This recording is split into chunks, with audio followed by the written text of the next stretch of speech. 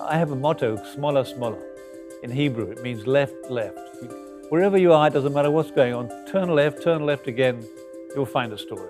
If you find a way to tell it through somebody, through their personal story, you make an impact.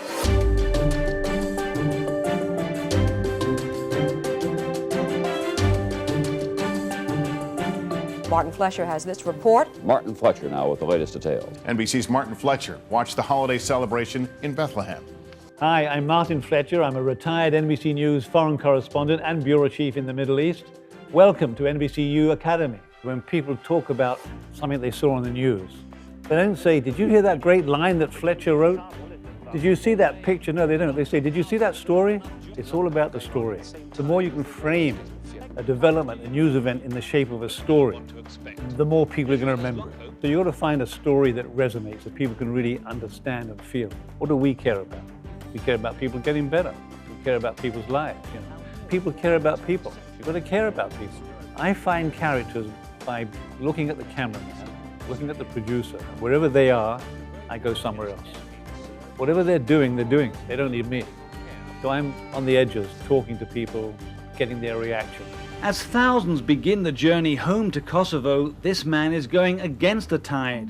Kosovo, 10,000 people going home on one road at the end of the war to see whether their home is still standing after the bombing. There's one guy walking the other way. And I said, who's that guy? Where's he going? What's his story?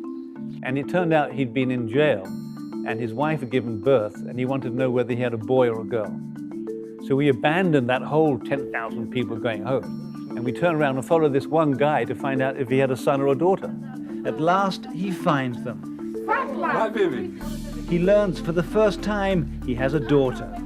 When you're a foreign correspondent, most people in your audience don't actually care what you're reporting about. But you need to be extremely accurate and you need to be extremely interesting. I think that's where the creativity comes in. I always imagine two people listening to my report. The guy at the State Department whose specialty that subject was, and the person in Ohio who really couldn't care less and really just wants to get up and make a cup of tea. And I need to keep that person interested and also accurately report for the expert. The soldiers are a bit nervous here this morning. Just an hour before we arrived, one man was killed by a sniper. And I was reporting from Bosnia-Herzegovina between the Serbs and the Croats and the Muslims and the God knows who else. Everybody was fighting everybody. Nobody really understood why they were fighting in the first place.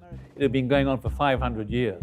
How do you explain the siege of Sarajevo, where there's Serbs on the hills shutting the town, where there's Serbs inside the town living in the same building as Muslims and Croats, and they're all guarding the same place. And you're crossing the lines, and all the names are completely unpronounceable. Especially when you're on live TV, you're trying to get it right. But the way you make it work is by meeting the people and caring about who they are and their stories. And you can't help but care for these people. So you have to reduce it to its very smallest elements, which is people under fire trying to survive. It's not my job to make everybody understand everything. My job is just to report the daily news in a way that is compassionate.